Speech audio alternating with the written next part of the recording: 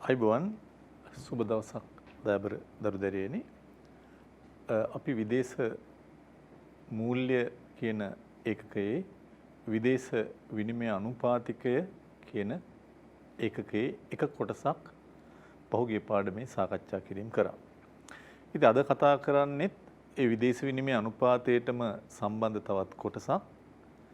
අපිට අද විශේෂයෙන් කතා කරන්න තියෙන්නේ විනිමය අනුපාතික ක්‍රම නොහොත් විනිමය අනුපාතික තන්ත්‍ර කියන කොටස. මම ගිය සතියේ පාඩම හමාර කරද්දී පහුගිය පාඩම හමාර කරද්දී මම කිව්වා විදේශ විනිමය අනුපාතික තන්ත්‍ර තුනක් තියෙනවා කියලා.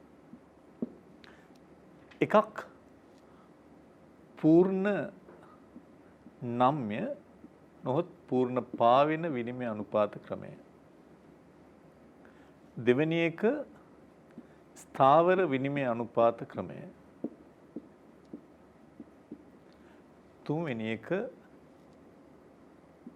පාලිත නම්‍ය පාලිත චල විනිමය අනුපාත ක්‍රමය. ඔබට මතක ඇති විනිමය අනුපාතිකය කියලා අපි කිව්වේ යම් රටක ව්‍යවහාර මුදල් ඒකකයක් තවත් රටක ව්‍යවහාර මුදල් ඒකකයක් සමග හුවමාරු වන මිල නොහොත් අනුපාතිකය.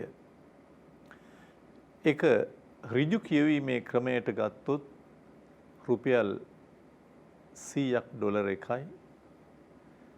වක්‍ර කියවීමේ ක්‍රමයට ගත්තොත් රුපියලක් ඩොලර් 100න් එකයි. ඒත් අපි මේ දෙකම කතා කිරීමක් කරා.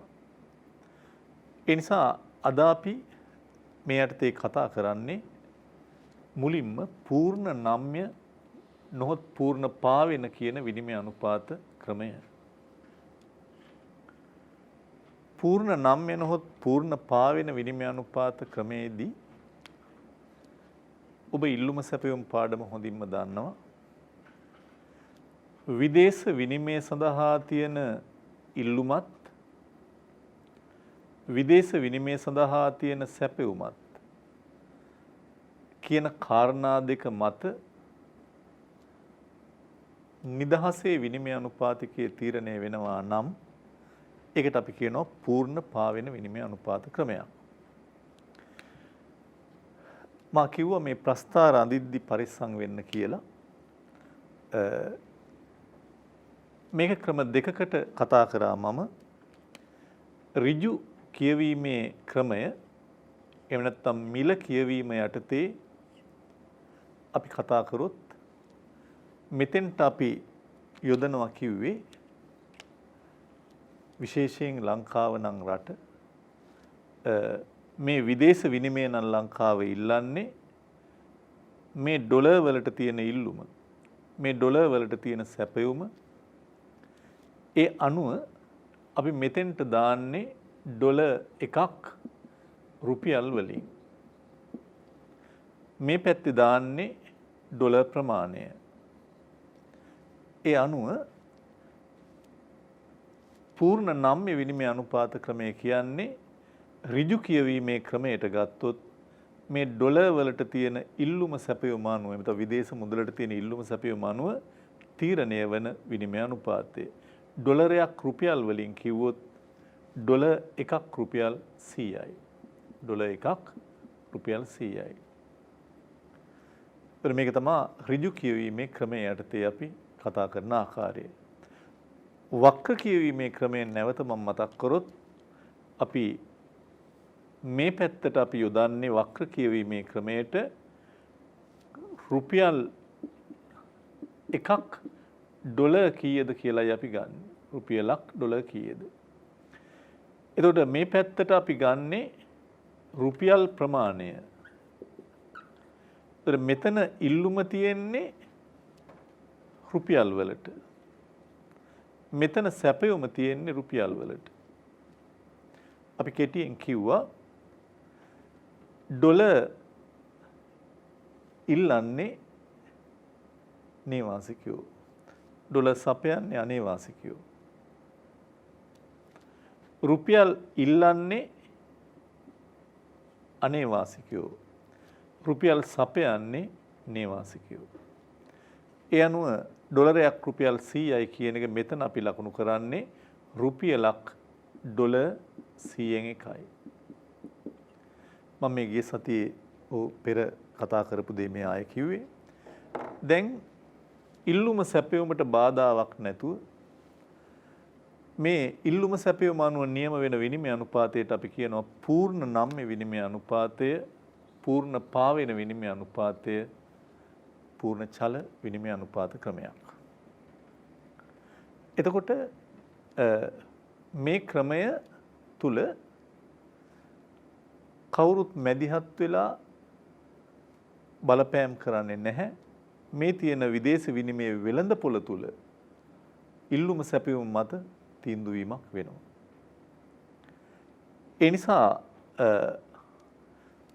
මේක ඇත්තටම බොහොම පිරිසිදු පාවෙන ක්‍රමයක්. පිරිසිදු පාවෙන විනිමය අනුපාතයක්. ඒ නිසා මේක සමහරු යොදලා තියෙනවා පවිත්‍ර පාවෙන විනිමය අනුපාතය. පවිත්‍රා නෙමෙයි පවිත්‍ර පාවෙන විනිමය අනුපාත ක්‍රමයක්. ඒතර සම්පූර්ණයෙන්ම පාවීමට ඉඩ හැරීමක් කරලා තියෙනවා කියන එක. ඒතර හැඳින්වීම ඔබට පේනවා පූර්ණ නම්ම්‍ය විනිමය අනුපාත ක්‍රමය යනු විදේශ විනිමය වෙළඳපොලේ පවත්නා විනිමය සඳහා වන ඉල්ලුම් සැපයුම් බලවේග මත නිදහසේ විනිමය අනුපාතයේ තීරණය වීමේ ක්‍රමය. ඒක අපි පහුගිය සතියේත් යම් ප්‍රමාණයක් පැහැදිලි කරා. මූල්‍ය අධිකාරියෙක් කිසිදු මැදිහත් වීමක් නැහැ. එහෙනම් ඊළඟ විනිමය අනුපාතවල මේ මැදිහත් වීම තියෙනවා. මේකේ මූල්‍ය අධිකාරිය කියන්නේ ලංකාවේ නම් ශ්‍රී ලංකා මහ බැංකුව මැදිහත් වෙන්නේ නැහැ. විනිමය අනුපාතිකයේ තීරණය වන මේ ක්‍රමය පාවෙන චල පවිත්‍ර පාවෙන පූර්ණ නම්ම්‍ය විනිමය අනුපාත ක්‍රමය ලෙස හඳුන්වීමක් කරනවා.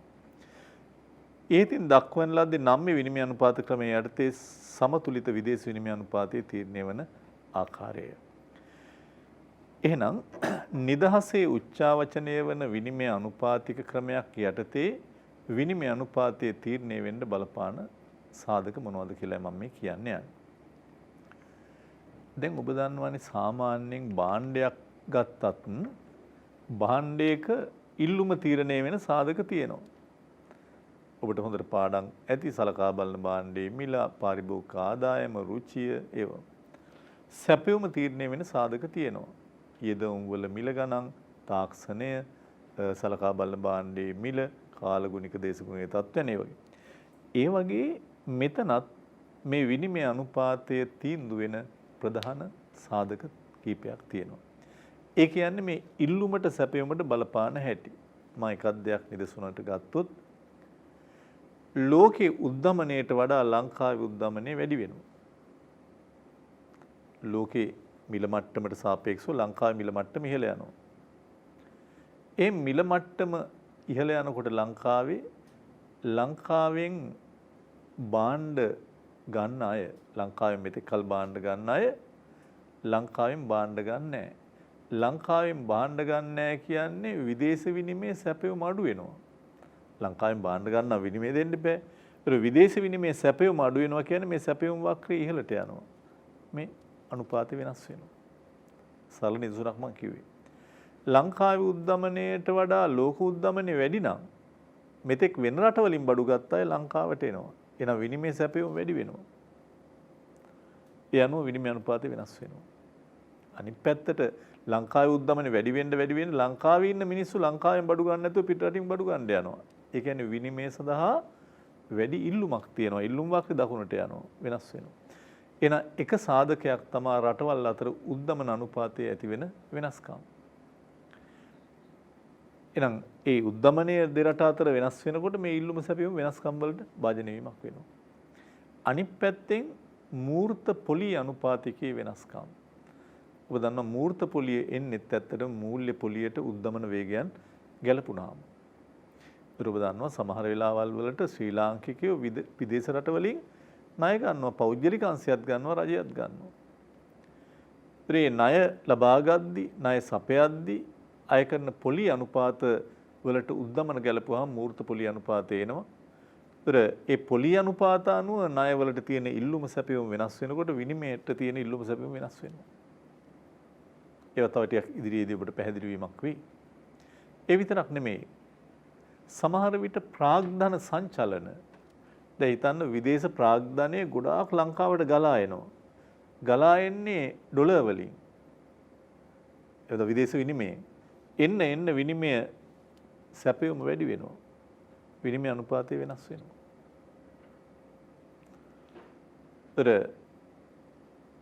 ඊළඟට අපි හිතමු අපි පිට රටක ආයෝජනය කරලා තියෙනවා නම් ඒවට විදේශ ආදායම් එනවා ලාභාංශ වගේ දේවල්. ඒව හරහා විනිමය සැපයුම වැඩි වෙනවා. ආදායම් වල හට ගන්න වෙනස්කම්. ඊළඟට රටේ පවතින දේශපාලන තත්ත්වයේ දේශපාලන වාතාවරණය ඒව තුල සමහර විට පිට රටවලට අපි භාණ්ඩ යැවීම නතර කරන ප්‍රතිපත්තිද තියෙන්නේ. පිට රටවල දිගින් දිගට භාණ්ඩ යවන ප්‍රතිපත්තියක් තියෙන්නේ. අභ්‍යන්තරය දියුණු කරන ප්‍රතිපත්තියක් තියෙන්නේ. බාහිර පැත්තට යොමු වෙච්ච ප්‍රතිපත්තියක් තියෙන්නේ. ඒව අනුවත් වෙනස්කම් ඇති වෙන්න පුළුවන්. ඒ වගේම සමපේක්ෂණ ක්‍රියා සම්පේක්ෂණය කියන්නේ අනාගතයෙන් ප්‍රතිලාභ ගන්න අපි මොනවද කරන්නේ? අපි හිතනවා නම් අනාගතයේ විනිමය අනුපාතය මෙහෙම වෙයි, අඩු වෙයි, වැඩි වෙයි කියලා අපි හිතනකොට ඒ අනුව දැම්ම තියාම සමහර විට විනිමය වැඩියෙන් ඉල්ලනවා, අඩුවෙන් ඉල්ලනවා. ඒ අනුව වෙනස්කම් ඇති වෙනවා.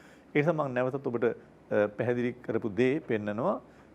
කොහොමද විනිමය අනුපාතය තීරණය වෙන්නේ? ඒවට බලපාන්නේ ඉල්ලු මහා සැපයීමට බලපාන කාරණාමයි. රටවල් අතර උද්දමන අනුපාතය වෙනස් වීම. මේවා තවත් විස්තරව ඔබට පැහැදිලි වෙයි.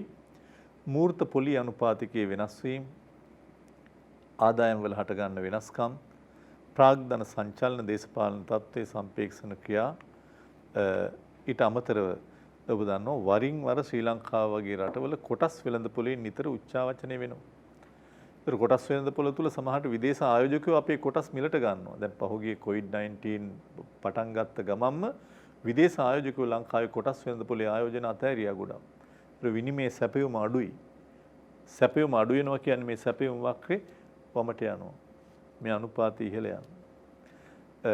තවත් ඉතින් රජයේ විවිධ ප්‍රතිපත්ති අනුගමනය කරද්දී මේවා බලපෑම් වෙන්න පුළුවන්. ඊළඟට මම කතා කරන්න යන්නේ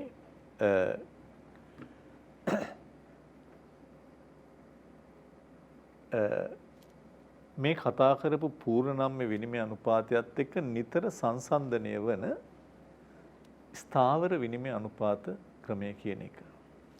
ඒ නිසා මම හිතනවා ඒක විභාගෙදී නිතර සංසන්දනාත්මකව අහන නිසා මේ දෙක සංසන්දනාත්මකව අපි පැහැදිලි කරා නම් ඔබට තවත් පැහැදිලි වීමක් වෙයි.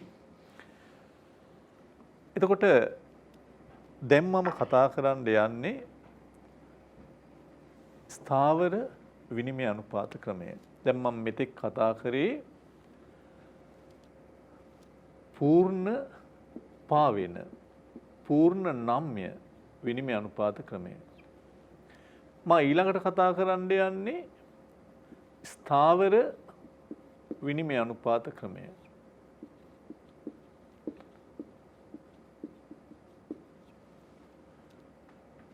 එතකොට පූර්ණ නම්‍ය විනිමය අනුපාත ක්‍රමයේ යටතේ මා කිව්වා විදේශ විනිමය සඳහා තියෙන ඉල්ලුම ඩොලර් නම් ඩොලර් ඉල්ලුම ඩොලර් සැපයුම මේ අනුව තීරණය වෙන විනිමය අනුපාතය රුපියල් 100ක් ඩොලර් 1යි. නිතරම විනිමය වලට තියෙන ඉල්ලුම සැපයුම නම් මෙතන දැම්මේ මෙතෙන්ට දාන්න ඕනේ ඒ විනිමය පැත්තෙන් රුපියල් 100ක් ඩොලර් 1යි. රුපියල් දැන් මේ පැත්තට අපි දාන්නේ නිතරම ඩොලරයක් රුපියල් කීයද? ඩොලරයක රුපියල් ලගේ. මේ පැත්තේ ඩොලර් ප්‍රමාණය ඉල්ලුම් සැපයුම් ප්‍රමාණය. දැන් මේ විනිමය අනුපාතය නිදහසේ තීරණය වුණා ඉල්ලුම සැපයුම මත. ස්ථාවර විනිමය අනුපාතිකයේදී වෙන්නේ නිතරම රටක මූල්‍ය අධිකාරිය ශ්‍රී ලංකාවේ නම් ශ්‍රී ලංකා මහ බැංකුව විසින් විනිමය අනුපාතය තීරණය කරනවා. රුපියල් 100ක් ඩොලර් 1යි. තීරණය කරලා නැවත ඒ අගය වෙනස් කරන තුරු ඒ අගය අඛණ්ඩවම නොවෙනස්ව තබා ගත යුතුයි. අය මං කියනවා ස්ථාවර විනිමය අනුපාතයෙන් කියන්නේ රටක මූල්‍ය අධිකාරිය විනිමය අනුපාතිකයේ කීයද කියලා තීරණය කරනවා. තීරණය කරලා නැවතේ මූල්‍ය අධිකාරිය කවදා හරි වෙනස් කරන කල් මේක නොවෙනස්ව පවත්වාගෙන යනවා. පොඩි දෝලනයන් වෙන්න පුළුවන්. ඒ නිසා හැඳින්වීම ඔබ ළඟ තියෙනවා ස්ථාවර විනිමය අනුපාත ක්‍රමය යනු මූල්‍ය අධිකාරීන් විසින් අනුපාතිකයේ තීරණය කොට ඒ අගේ නැවත වෙනස් කරන තුරු අඛණ්ඩව පවත්වාගෙන යාමේ ක්‍රියාවලිය ක්‍රමය. හොඳයි. ඒතර මේ නිල වශයෙන් ප්‍රකාශයට පත් කළ පසු ස්ථාවරව පවතිනවා. වෙනස් වන්නේ නම් ඊට පටු සීමාවක් තුළ වෙන්නේ. ඒ සඳහා මූල්‍ය අධිකාරිය නිරන්තරයෙන් විදේශ විනිමය වෙළඳපොළට මැදිහත් වෙමින් මුදලේ අගය ස්ථාවරව පවත්වා ගන්න කටයුතු කරනවා. මේක පූර්ණ අනම්‍ය විනිමය අනුපාත ක්‍රමය කියලාත් කියනවා. දැන් අපි කලින් කතා කරපු එක පූර්ණ නම්‍යනේ. ඒ නිසා මේක අනම්‍යයි. මේක රටක මූල්‍ය අධිකාරිය විසින් තීන්දුව කිරීමක් කරන විනිමය අනුපාත ක්‍රමයක්. ඊළඟට ලංකාව තුල මේකත් ක්‍රියාත්මක වුණා. 1977 ඉතා වැදගත් වර්ෂයක් ලංකාවේ විවෘත ආර්ථික ප්‍රතිපත්ති හඳුන්වා දුන්න. නමුත් 77ට ඉස්සෙල්ලා ශ්‍රී ලංකාව තුලත් මේ ස්ථාවර විනිමය අනුපාත ක්‍රමය ක්‍රියාත්මක වීමක් වුණා. ඉතින් ඔබට සුළු දෙයක් මම කියන්න ඕනේ. මේ ස්ථාවර විනිමය අනුපාත ක්‍රමය ක්‍රියාත්මක වෙන්න නම් රටක විනිමය සංචිතයක් වෙනම පවත්වා ගත යුතු වෙනවා. ඒ නිසා ඒ විනිමය සංචිතය මගින් තමයි මේ නියම කරපු විනිමය අනුපාතය ඒ අය පවත්වා ගැනීමක් කරනු ලබන්නේ. එතකොට ඒක විදේශ විනිමය ස්ථායීකරණ අරමුදලක් විදිහටත් අපි නම් කිරීමක් කරනවා. මම ඒකත් පොඩි පැහැදිලි කිරීමක් කරන්නම් ඔබට. දැන් මේ ස්ථාවර විනිමය අනුපාත ක්‍රමයේ යටතේ රටක අපි හිතමු මේ පැත්තේ අර වගේමයි ඩොලර් එකක් රුපියල්, මේ පැත්තේ ඩොලර් ප්‍රමාණය, ඩොලර් වලට තියෙන ඉල්ලුම, ඩොලර් වලට තියෙන සැපයුම රුපියල් 100ක් ඩොලර් එකයි. මේක තමයි ඉල්ලුම සැපයුම අනුව නියම වෙච්ච එක. හැබැයි ශ්‍රී ලංකා මහ බැංකුව නියම කරනවා මේක නෙමෙයි පවතින්න ඕනේ, පැවතිය යුතු විනිමය අනුපාතිකය රුපියල් 125ක් ඩොලර් එක විදිහට. මේ ක්‍රමයේ යටතේ 100ක් ඩොලර් එක නියම වුණා. ඒක තමයි ක්‍රියාත්මක වෙන්නේ. මේකේ මහ බැංකුව නියම කරපු ස්ථාවර විනිමය අනුපාතය මේක. ඒක නියම කරලා ඒක පවත්වාගෙන යාමක් වෙනවා. හැබැයි මේ ක්‍රමයේ ක්‍රියාත්මක වෙන්න රටක විදේශ විනිමය සංචිතයක් ස්ථායීකරණ අරමුදලක් පවත්වාගෙන යන්න ඕනේ කියලා අපි කියන්නේ. ඇයි එහෙම කියන්නේ? එහෙම කියන්නේ මේ ක්‍රමයේ යටතේ දැන් ඉල්ලුම සැපයුම් පාඩම්ම තමයි ඔබට මතක් කරගත යුත්තේ. ඒතර මේ ක්‍රමයේ යටතේ විනිමය ඉල්ලුමට වඩා සැපයුම වැඩි වුණොත් ඒ අධි සැපයුමක්. විනිමය අතිරික්තයක් තියෙනවා රටේ. ඉල්ලුමට වඩා සැපයුම වැඩිවීමක් වුණොත් ඒ අධි සැපයුම වැඩිපුර ටික මේ සංචිත අරමුදලට දා ගන්නවා. නැත්තම් මේක තියාගන්න විදිහක් නැහැ. සැපයුමට වඩා ඉල්ලුම වැඩි වුණොත් ඒ කියන්නේ අධි ඉල්ලුමක් හිඟයක් අර සංචිත අරමුදලෙන් සංචිත නිදහස් කිරීමක් කරනවා. ඒ සංචිත අරමුදලක් නැතුව මේ ක්‍රමේ ක්‍රියාත්මක කරන්න බෑ. ඒක පොඩ්ඩක් ඔබ මතක තියාගන්න. මේකට සංචිත අරමුදල් අවශ්‍ය වෙන්නේ නැහැ. මේක ඉල්ලුම සැපයුම අනුව ඉබේ තීරණය වෙන එකක්. හැබැයි මේක මේ කියන මට්ටමේ පවත්වාගෙන යන්න විදේශ විනිමය සංචිත අරමුදලක් විදේශ විනිමය සංචිතයක් ආණ්ඩුව තියා ගන්න ඕනේ. ඇයි? හිඟ වෙලාවට සංචිතයෙන් මුදා හරින්නයි, අතිරික්ත වෙලාවට සංචිතයට දාන්නයි. ඒකත් මතක තබා ගැනීමක් කරන්න. ඒතර මම මේ කතා කරේ ස්ථාවර විනිමය අනුපාතිකය පිළිබඳව. එහෙනම් ඒකෙත් අපි තීරණය වෙන ආකාරයේ සටහනට පොඩ්ඩක් ගියොත් ඔබට පෙනේ. එක ක්‍රමයක් ඍජු ක්‍රමයේ යටතේ තීරණය වෙද්දී ඉල්ලුම සැපයුම අනුව නියම වෙච්ච විනිමය අනුපාතය ඩොලරයක් රුපියල් 125යි. නමුත් මහ බැංකුව තීරණය කරලා ෆික්ස් කරලා තියෙනවා 100ට. විදේශ විනිමය ඉල්ලුම සැපයුම් මත විනිමය අනුපාතය ඩොලර් එකක් රුපියල් 125ක් වුණද මූල්‍ය අධිකාරිය 100ක් ලෙස පවත්වා යනවා. වක්‍ර ක්‍රමයට ඒකේ අනිත් පැත්ත මම ඔබට කිව්වා වක්‍ර ක්‍රමයට ලියද්දී ඩොලරයක් රුපියල් කියලා නෙමෙයි අපි ගන්නේ රුපියලක් ඩොලර් කීයද. එහෙනම් මට කියන්න බලන්න ඉල්ලුම සැපයුම අනුව නියම වෙච්ච විනිමය අනුපාතය කීයද වක්‍ර ක්‍රමයට? රුපියල් 125 ඩොලර් එකනේ. එහෙනම් වක්‍ර ක්‍රමයට කීයද?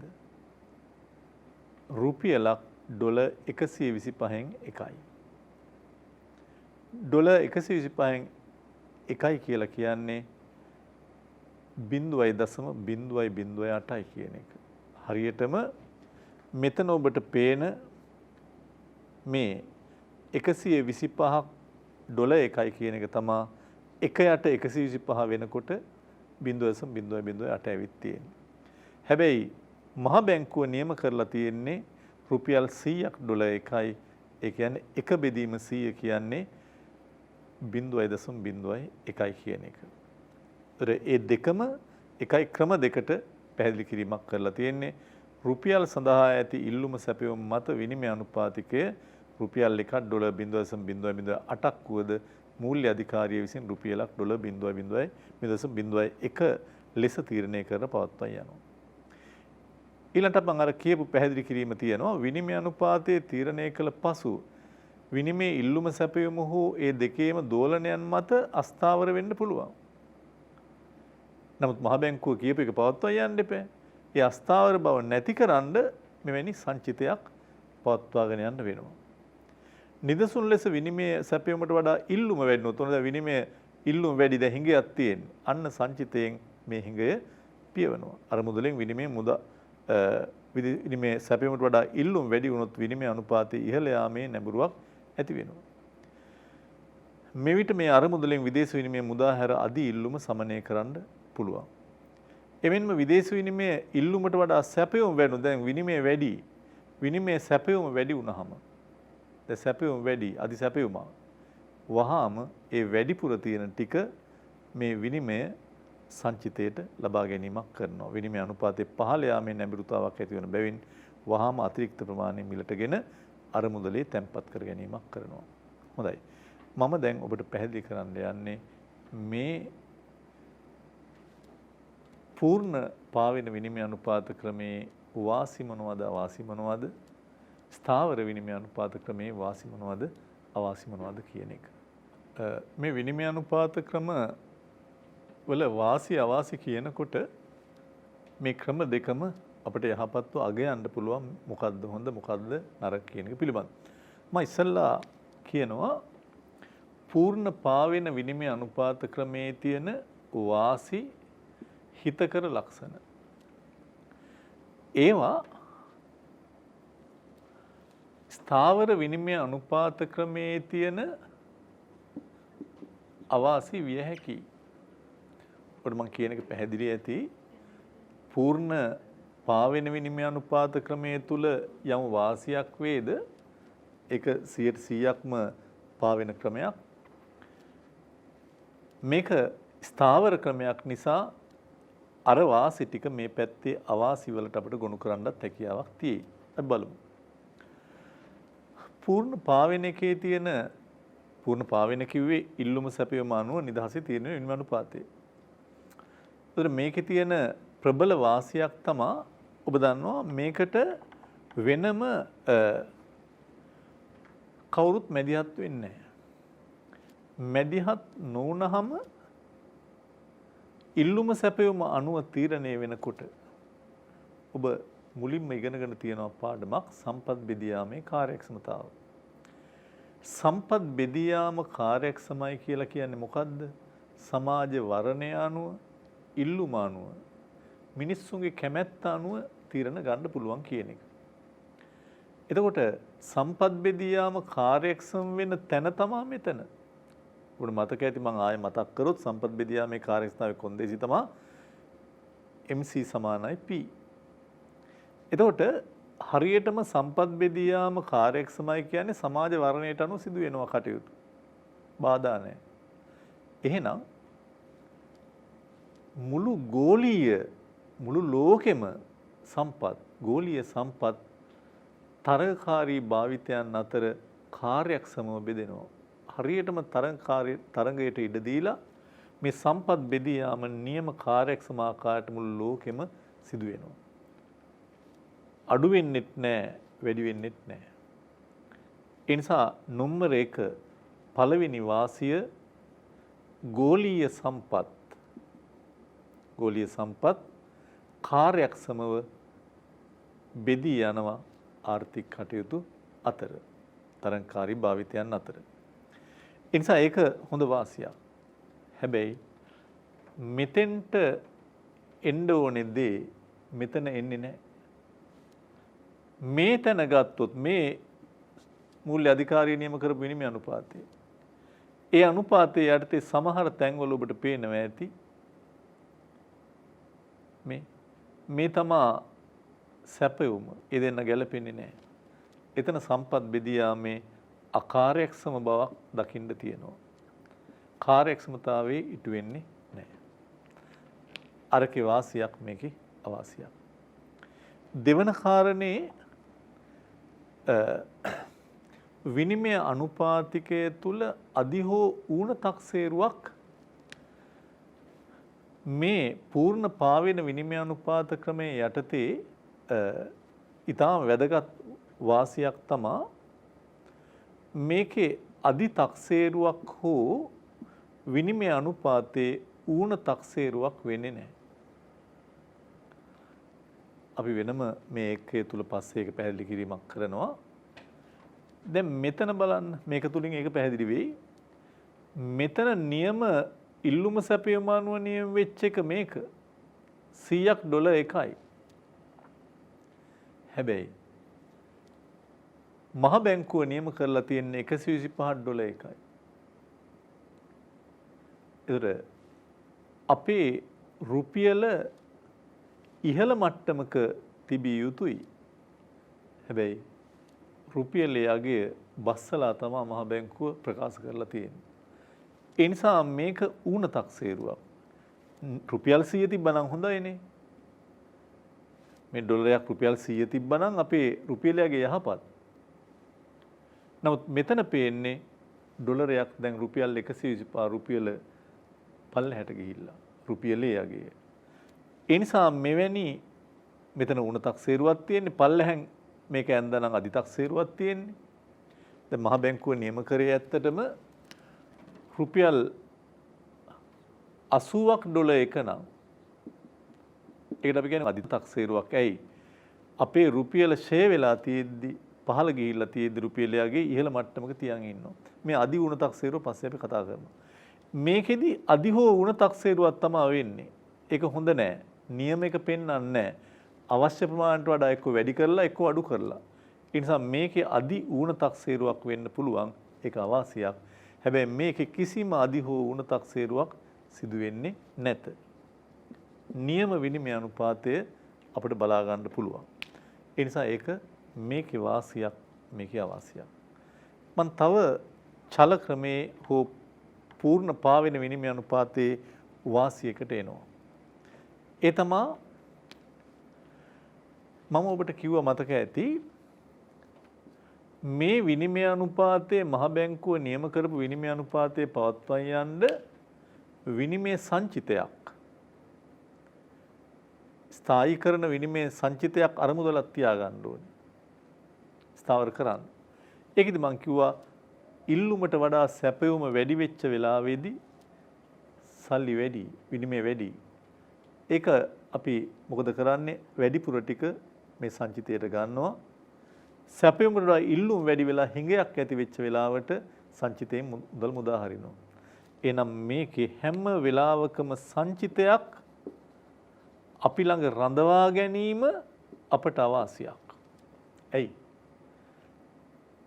හැම වෙලාවකම විදේශ විනිමය තොගයක් තියාගෙන ඉන්න ඕනේ. හිඟ පියවන්න වැඩිපුර තියෙන ටික තියාගන්න. හැබැයි මේ පූර්ණ පාවෙන විනිමය අනුපාත ක්‍රමයේ යටතේ විනිමය සංචිතයක් තියා ගැනීම අවශ්‍ය නැත. සංචිත අවශ්‍ය නැහැ. ඇයි? ඉබේම නියම වෙන විනිමය අනුපාතය. ඒතර ඉල්ලුමට වඩා සැපයුම වැඩිත් නැහැ. සැපයුමට වඩා ඉල්ලුම වැඩිත් නැහැ. නියම විනිමය අනුපාතයක් තියෙන. ඒ නිසා අදි උණ තක්සේරු වෙන්න ඕනේ නැහැ වගේම අනිත් පැත්තෙන් විනිමය සංචිත පවත්වාගෙන යාමක් වෙන්නේත් නැහැ. ඒ විතරක් නෙමෙයි. තව කාරණයක් මම කිව්වොත් වාසි විදිහට මේ පූර්ණ නම්‍ය හෝ පූර්ණ පාවෙන විනිමය අනුපාත ක්‍රම යටතේ හැම වෙලාවකදීම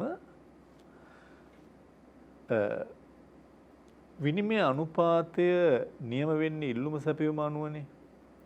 ඒකට ඔබට මතක ඇති අපි නිතර කතා කරන දෙයක් තමයි රටක මේ අරමුණු ආර්ථික අරමුණු ඉටු කරගන්න ආර්ථික ප්‍රතිපත්ති අවශ්‍යයි. ආර්ථික ප්‍රතිපත්ති මතකද? ආර්ථික ප්‍රතිපත්ති කියන්නේ මේ අරමුණු ඉටු කරන්න භාවිත කරන උපකරණ. මූල්‍ය ප්‍රතිපත්ති, ෆිස්කල් ප්‍රතිපත්ති, විදේශ වෙළඳ ප්‍රතිපත්ති. දැන් මේ විදේශ වෙළඳ ප්‍රතිපත්තියක්. ඒතර මේ විදේශ වෙළඳ ප්‍රතිපත්ති අනුගමනය කරන්න පුළුවන් වෙනත් ප්‍රතිපත්ති වලට නිදහසේ ක්‍රියාත්මක වෙන්න ඉඩ හැරලා. දැන් උදාහරණයක් හිතන්න මේ ක්‍රමයේ යටතේ ගත්තොත් ස්ථාවර ක්‍රමයේ යටතේ ගත්තොත් විනිමය සංචිත අපි තුන් පවත්වාගෙන යනකොට විනිමය සංචිතය වැඩි වෙන්න රටක උද්දමනකාරී තත්ත්වයක් නැති වෙනවා. මුදල් විනිමය සංචිතය වැඩි වෙනවා, මුදල් සැපයුම් ප්‍රසාරණය වෙනවා, උද්දමනයක් ඇති වෙනවා. එතකොට ඔන්න දැන් මේ සංචිත හරහා උද්දමනයක් ඇති වෙනවා. එතකොට වෙන ප්‍රතිපත්තියක් අනුගමනය කිරීමක් කරන්න වෙනවා, ඒක පාලනය කරන්න. හැබැයි දැන් ඒ තත්ත්වය ඇතිවීමක් වෙන්නේ නැහැ.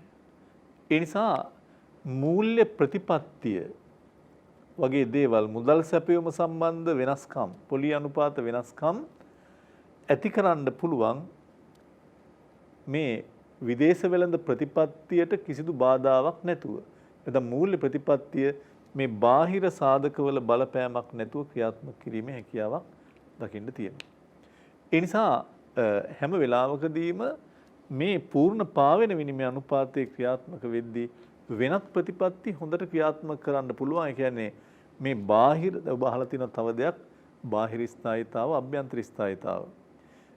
සමහර ඒ වගේදී හැම වෙලාවකදීම බාහිර ස්ථායීතාව ඇති කරනකොට අභ්‍යන්තරයකට බලපානවා. අභ්‍යන්තරයක ඇති කරනකොට බාහිරයකට බලපානවා. දැන් මෙතන මෙයා ඔටෝ එයාගේ කයා විසඳ ගන්නවා. එයාගේ ප්‍රශ්නේ එයා විසඳ ගන්න හින්දා වෙන එකට එයාට නිදහසේ කටයුතු කරන් යන්න ඉඩ තියෙනවා. ඒ හින්දා හැම වෙලාවකම මේ මූල්‍ය ප්‍රතිපත්ති බාහිර බලපෑම් වලින් තොරව එයාට ක්‍රියාත්මක කරන්න නිදහසක් මේකේ දකින්න තියෙනවා. හැබැයි මේක එහෙම නැහැ. මේකේ තියෙන අවාසියක් තමයි එක සිදුවීමක් කරනකොට තවත් සිද්ධියකට බලපෑමක් වෙනවා. ඒ නිසා මූල්‍ය ප්‍රතිපත්තිය හෝ අභ්‍යන්තර ස්ථායීතාව ඇතිකරන්න යනකොට, ඒ කියන්නේ අභ්‍යන්තර ස්ථායීතාව ඇතිකරන්න යනකොට ඒක බාහිර ස්ථායීතාවට යම් ආකාරයක බලපෑමක් ඇති වෙනවා. ඒ විතරක් නෙමෙයි. දැන් සමහර විට මේ පූර්ණ පාවෙන විනිමය අනුපාත ක්‍රමයේ යටතේ විවිධ ආරක්ෂණවාදී ක්‍රියාමාර්ග අනුගමනය කළ යුතු නැහැ. මොනවද ආරක්ෂණවාදී ක්‍රියාමාර්ග? ආනයන තහනම් කිරීම, ඊට අමතරව විනිමය පාලන. නමුත් මේකෙදි මේක පවත්වා යන්න එවැනි ආරක්ෂණවාදී ක්‍රියාමාර්ග අනුගමනය කිරීමක් කරන්න වෙනවා. ඒතර මේකේ තියෙන මෙවැනි වාසිදායක පැති මේකේ අවාසිදායක පැති බවට ගොඩක් පරිවර්තන වීමක් වෙන්න පුළුවන්. අපි කීපයක් බැලුවොත් ඔබේ සටහන දිහා බැලුවොත් අපි දැන් කතා කරන්නේ මේ නම්‍ය විනිමය අනුපාත ක්‍රමයේ ඇගීමේදී ඒකේ තියෙන වාසි තාත්වික විනිමය අනුපාතයක් බැවින්. තාත්වය කියන්නේ සත්‍ය නියමයක පෙන්වන්නේ. බොරුවට ඉහළ පහළ දාලා පෙන්වන්නේ නැහැ. ගෝලීය සම්පත් තරංකාරී භාවිතයන් අතර කාර්යක්ෂම බෙදන්න පුළුවන්. ඉල්ලුම අනුව සමාජයේ කැමැත්ත අනුව සම්පත් බෙදලා යනවා. විදේශ විනිමය ඉල්ලුම හා සැපයුම සමාන කරන සමතුලිත අනුපාතයක් බැවින් විනිමය අනුපාතයේ අදි හෝ ඌණ තක්සේරු වීමක් වෙන්නේ නැහැ. ඒක ඊට වැදගත් අදි ඌණ තක්සේරුවක් වෙන්නේ නැති එක. ඒක මේකේ තියෙන වාසියක්. ඊළඟට තව එකක් මම කිව්වා විදේශ විනිමය හිඟයක් අතිරික්තයක් ඇති නොවන බැවින් නිල සංචිත පවත්වාගෙන යාම අවශ්‍ය නැහැ. ඒව මොකකට හරි යොදා ගන්න පුළුවන්. මූල්‍ය ප්‍රතිපත්තිය වෙනත් බාහිර සාධක වලින් තොරව නිදහස්ව පවත්වා යන හින්දා දේශීය ආර්ථිකය ශක්තිමත් කරන්න ඒක නිදහසේම යොදා ගන්න හැකියාවක් තියෙනවා. ඔය වගේ වාසි තියෙනවා. ඒ වගේම මේකේ අවාසිදායක පැතිත් දකින්න තියෙනවා. මම මේකේ තියෙන අවාසිදායක පැත්තක් දෙයක් මම පැහැදිලි කරොත් මේකේ තියෙන අවාසි තමයි මේකේ තියෙන වාසි වෙන්නේ. ඒ නිසා අපිට ඒකත් සංසන්දනාත්මකව යන්න පුළුවන්. මොනවද පූර්ණ පාවෙන ක්‍රමයේ යටතේ තියෙන අවාසි ස්ථාවර ක්‍රමයේ යටතේ තියෙන වාසි මොනවද? බලන්න පොඩ්ඩක්. අපි කියනවා මේ චල විනිමය අනුපාත ක්‍රමයේ යටතේ එතන පූර්ණ පාවෙන විනිමය අනුපාත ක්‍රමයේ යටතේ හැම වෙලාවකදීම මේකේ උච්චාවචනය වීම වෙනවා. දැන් ලංකාවේ ගත්තොත් ඔබ දන්නවා ඊයේ රෑ ප්‍රවෘත්ති වලට කියනවා ඩොලරයක් රුපියල් 184යි. අද රෑ ප්‍රවෘත්ති වලට කියනවා ඩොලරයක් රුපියල් 185යි. ඔය අපිට පේන්නේ දවසින් දවස වුණාට මේක තප්පරෙන් තප්පරයට වෙනස් වීම වෙන්න පුළුවන්. ඒ නිසා මේ පූර්ණ පාවෙන ක්‍රමයේ තියෙන ලොකුම අවාසිදායක තත්වයක් තමයි මේක නිතර නිතර උච්චාවචනය වෙනවා. දෝලනයක් නැති වෙනවා. මේ ඉල්ලුම වෙනස් වුණාම සැපයුම වෙනස් වුණාම නිතර නිතර මේක උච්චාවචනය වීම ඇති වෙනවා.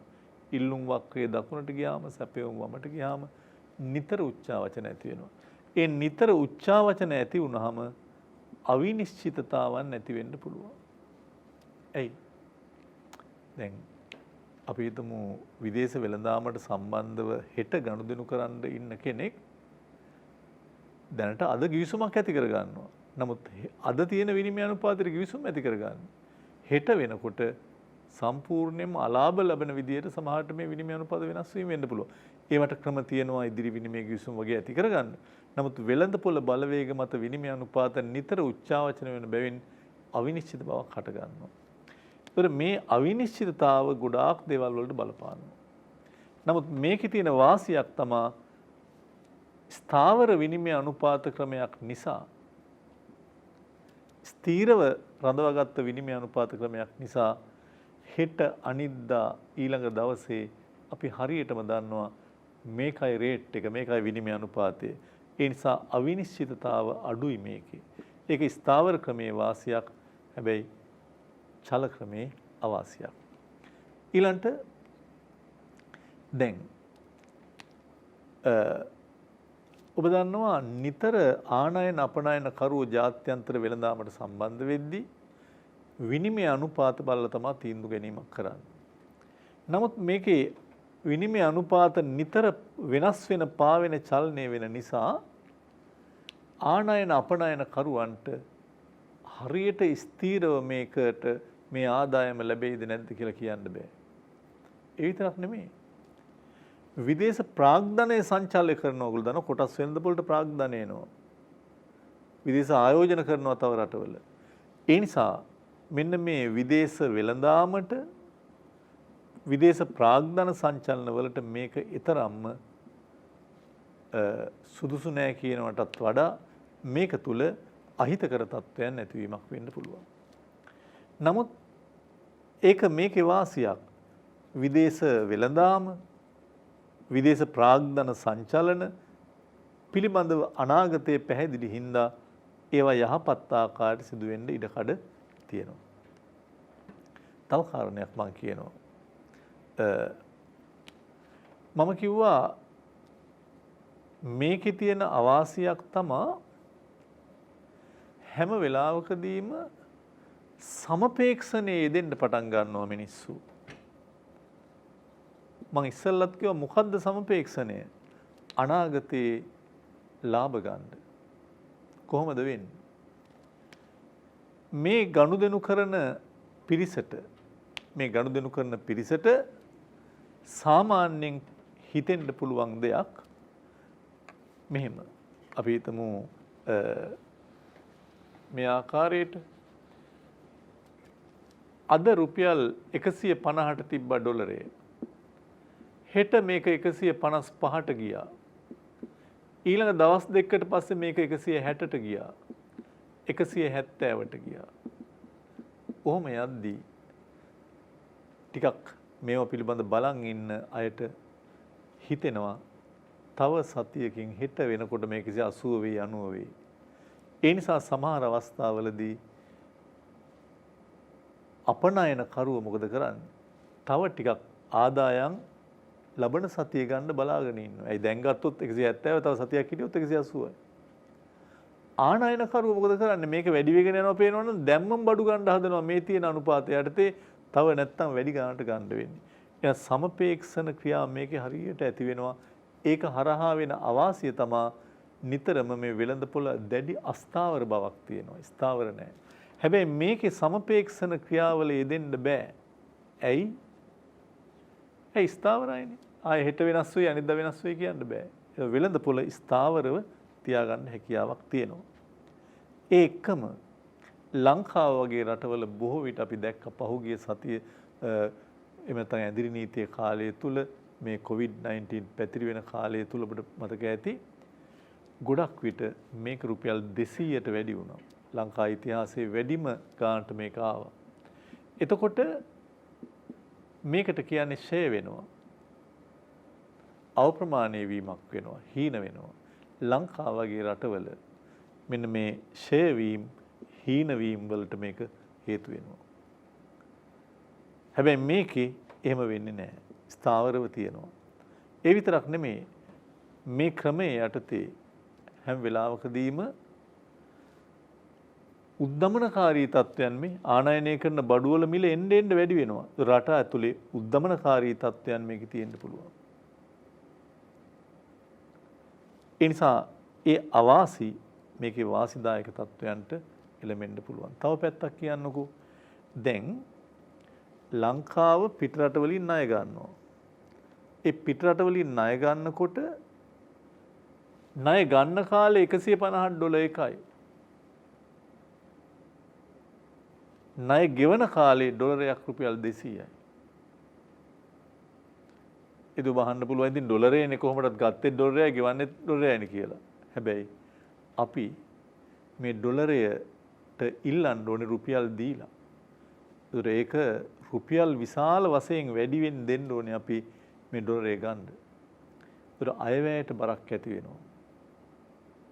ඒ නිසා හැම වෙලාවකදීම ණය ගන්නකොට අපට තියෙන දේට වඩා ණය ආපහු ගෙවනකොට අවාසි. එහෙනම් මේ ක්‍රමය මේ චල විනිමය අනුපාත ක්‍රමය හැම වෙලාවකදීම මේකේ ෂේ වෙනවා නම් ඒ ෂේ වෙන අවස්ථාවලදී ණය ගන්න අයට අවාසි. මේක එහෙම නැහැ ස්ථාවර අගයක් තියෙන. ඔය වගේ වාසි අවාසි පැති ගණනාවක් තියෙනවා මම මේ කිව්වේ අවාසි පැත්ත චල විනිමය අනුපාත පූර්ණ පාවෙන විනිමය අනුපාත ක්‍රමය. ඒක වෙළඳපොළ බලවේග මත විනිමය අනුපාතිකයෙන් නිතර උච්චාවචනය වන බැවින් විනිමය අනුපාතිකය පිළිබඳ අවිනිශ්චිත බවක් තියෙනවා. මොකද්ද වෙන්නේ කියලා අපිට හෙට මොකද වෙන්නේ කියලා අපි දන්නේ නැහැ. ඒ නිසා මේ අවිනිශ්චිත බව වෙළඳාමට හොඳ නැහැ. අහිතකර වෙළඳාමක් ඇති වෙනවා. අනිත් පැත්තෙන් ප්‍රාග්ධන සංචලන කොටස් වෙළඳපොළ හෝ ඒවැ සංචලන සඳහා හොඳ තත්ත්වයක් නෙවෙයි. තුන්වෙනි එක සම්පේක්ෂණ ක්‍රියා නිතර ගැන්වෙනවා. ඒක අස්ථාවරයි වෙළඳපොළ. හතරවන කාරණේ ෂය වීම නිසා උද්දමනකාරී තත්ත්වයන් ඇති වෙන්න පුළුවන්. ණය ගනුදෙනු වලදී විනිමය අනුපාත වෙනස්කම් වලින් එක පාර්ශවයකට අවාසි. අපේ වගේ රටවල මේවා ෂය වෙනවා නම් ණය ගන්න අයට අපට අවාසිදායක තත්ත්වයන් තියෙනවා. ඉතින් මෙවැනි වාසි අවාසි මේ ක්‍රම දෙක යටතේම දකින්න තියෙනවා. ඒක ඔබට පැහැදිලි ඇති කියලා මම හිතනවා. ඔය මම කියපු දේ ස්ථාවර විනිමය අනුපාතය කියන කොටස තුලත් ඔබට දකිනවා. ඒක මම මේ සටහනේ පෙන්නනවා. ස්ථාවර විනිමය අනුපාත ක්‍රමයේ තුල වාසි තමයි. එතකොට වෙළඳාමට හොඳයි අවිනිශ්චිත බවක් නැහැ.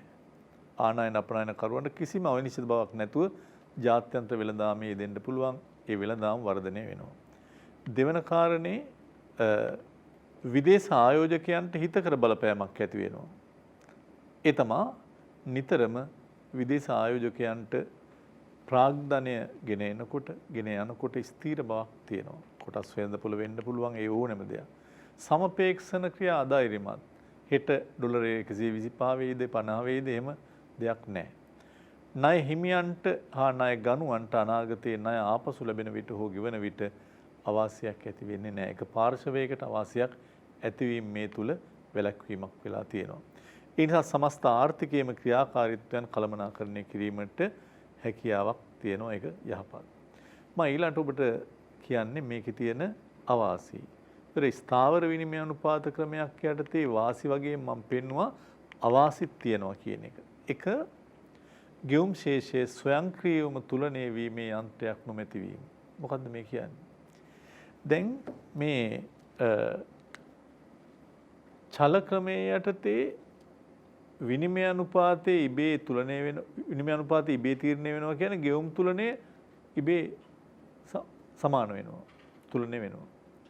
හැබැයි මේකේ නියම විනිමය අනුපාතයේ නෙමෙයි මේ තියෙන එක්ක අධිතක්සේරු වෙච්ච එකක් එක්ක උණු තක්සේරු වෙච්ච එකක්. ඒ නිසා ඒකට විවිධ ක්‍රියාමාර්ග අනුගමනය කරන්න වෙනවා තුලණය කරන්න. ඒ හින්දා වෙනම යන්ත්‍රණයක් ඒකට ක්‍රියාත්මක කරන්න වෙන එක අවාසියක්. දෙවෙනි කාරණේ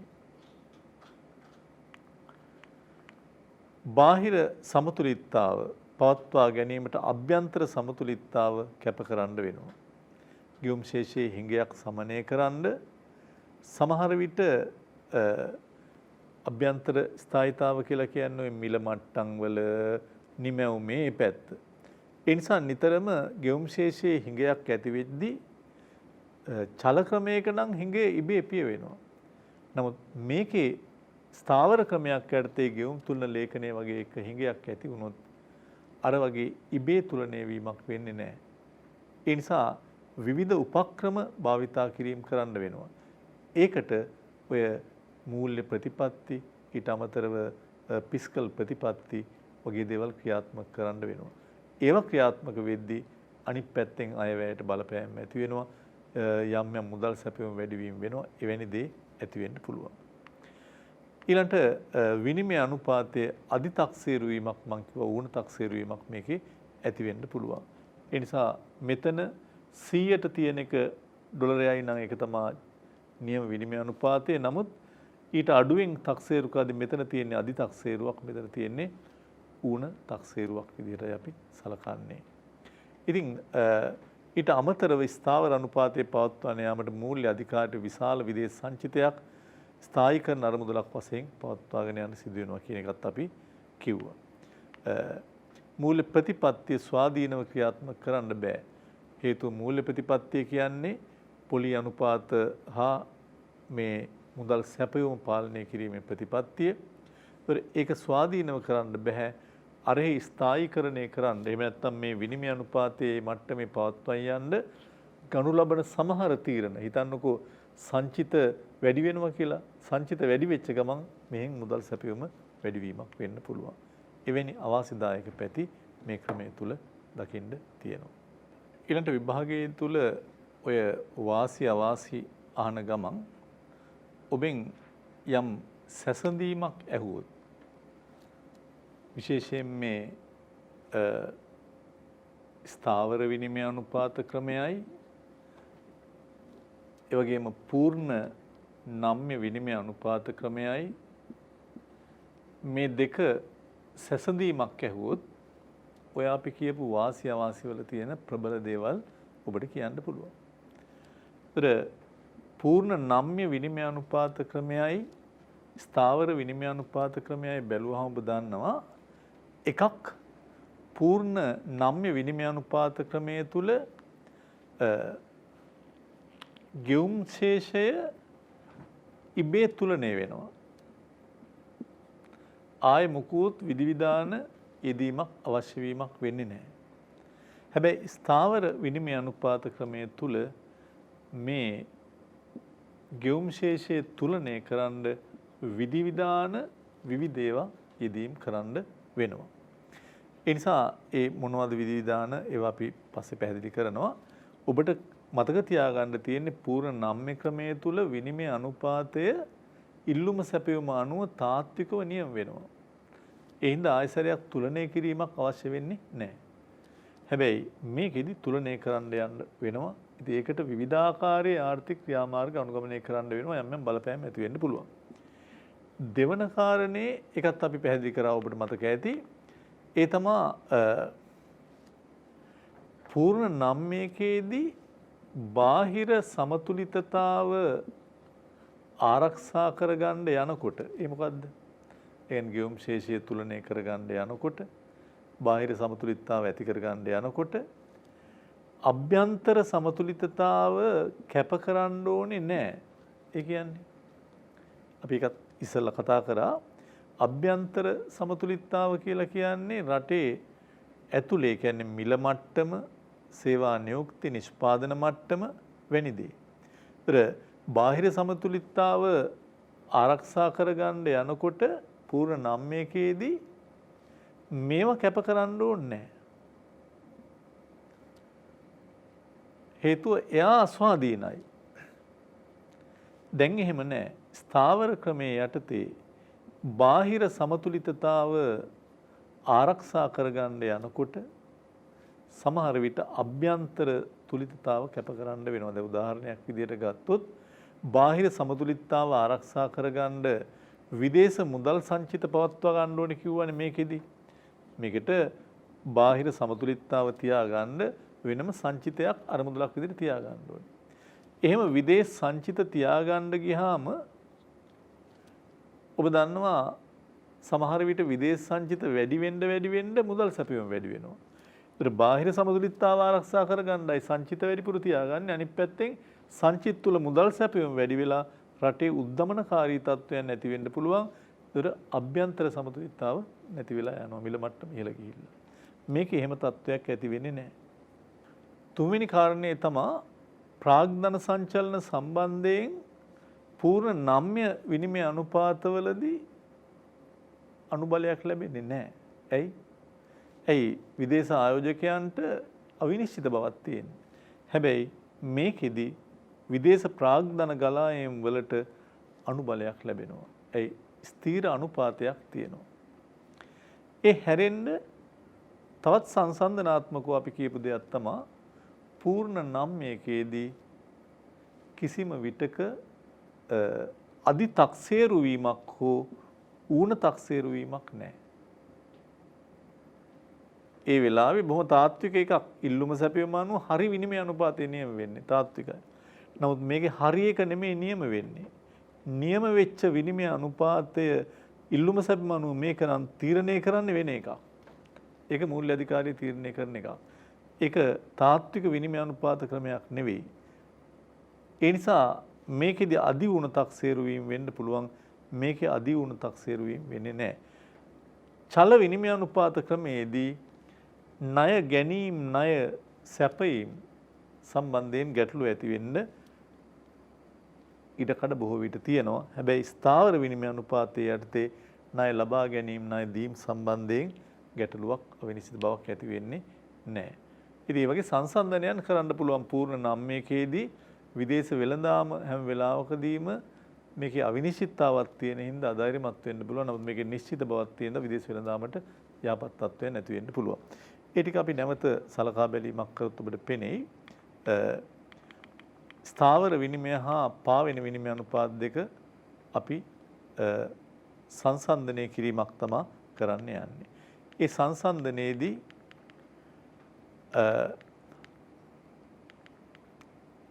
අංක 1 ගෙවුම් ශේෂයේ තුලනය කිරීම සඳහා අවශ්‍ය විධාන යොදන්න ඕනේ. පාවෙන එකේදී යොදන්න ඕනේ නැහැ. 2 බාහිර සමතුලිතය ආරක්ෂා කරගන්න විදේශ මුදල් සංචිත පවත්වාගත යුතුයි ස්ථාවරයකේදී මේකේ අවශ්‍ය නැහැ. මේකේව මොනවට හරි යොදන්න පුළුවන්. 3 වෙනි කාරණේ විදේශ ආයෝජන හා දිගු කාලීන ප්‍රාග්ධන සංචලන විශාල අනුබලයක් ලැබෙනවා ස්ථාවර මේකේ නැහැ. ඊළඟ කරුණ විනිමය අනුපාතයේ පදනම් කරන හටගත හැකි සම්පේක්ෂණ ක්‍රියා අතුරුදහන් වෙනවා ස්ථාවර ක්‍රමේදී චල ක්‍රමේදී සමපේක්ෂණය වෙන්න පුළුවන් හෙට රුපියල් 100ක් ඩොලර් එක අනිද්දා $150 එකයි එවැනි දේ. ඉතින් මේ වගේ සංසන්දනයන් එක්ක අපි තව එකක් ගත්තොත් විනිමය අනුපාතිකයේ අධිතක්සේරුණු තක්සේරු වීම නිරන්තරයෙන් හට ගන්නවා ස්ථාවර ක්‍රමයකදී මේකෙදී වෙන්නේ තක්සේරු වීම වෙන්නේ නැහැ. ඔය අපි කතා කිරීමක් කරේ ස්ථාවර හා පූර්ණ නම්ම්‍ය විනිමය අනුපාතවල සංසන්දනය.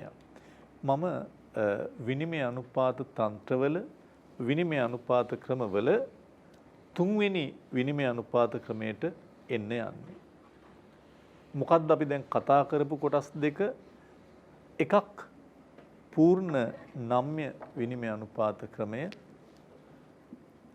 එහෙම නැත්නම් චල විනිමය අනුපාත ක්‍රමය එහෙම නැත්නම් පවිත්‍ර පාවෙන විනිමය අනුපාත ක්‍රමය දෙවෙනි එක අපි කිව්වා ස්ථාවර විනිමය අනුපාත ක්‍රමය තුන්වෙනි එකටයි මම එන්නේ. ඒ තමා මේ 1 හා 2 කියන විනිමය අනුපාත දෙක අතරතුර තියෙන තත්ත්වයක්. යම් ප්‍රමාණයකින් ස්ථාවර ගතියක් තියෙනවා. පාලනය කරපු ගතියක් තියෙනවා. යම් ප්‍රමාණයකින් නම්ම්‍ය ගතියක් තියෙනවා. පාලිත නම්ම්‍ය. එහෙම නැත්නම් පාලිත චල. එහෙම නැත්නම් පාලිත පාවෙන. පාලිත පාවෙන කියලා කියන්නේ පාලනය කරපු නම්ම්‍ය විනිමය අනුපාත ක්‍රමයක්. මොකද්ද මේකේ තේරුම? පාලිත නම්ම්‍ය පාලිත චල මේක අපි කිව්වා පූර්ණ නම්ම්‍ය එකක්. නමුත් මේක පාලනය කරපු නම්ම්‍ය එකක්. මේකෙදි වෙන්නේ රටක මූල්‍ය අධිකාරිය විසින් විනිමය අනුපාතයේ අර ස්ථාවර ක්‍රමය වගේම තීරණය කරනවා. හැබැයි තීරණය කළා අඛණ්ඩව නොවෙනස්ව තියාගන්න ඉඩ දෙන්නේ නැහැ. මූල්‍ය අධිකාරිය විසින් තීරණය කරනවා රුපියල් 100ක් ඩොලර් එකයි. එහෙම නැත්නම් 200ක් ඩොලර් එකයි. එහෙම තීරණය කරලා ඒ තීරණය කරපු විනිමය අනුපාතය කොරිඩෝවක් ඇතුලේ මේක ඇතුලේ යම් තාක් දුරකට දෝලණය වෙන්න ඉඩ දෙනවා.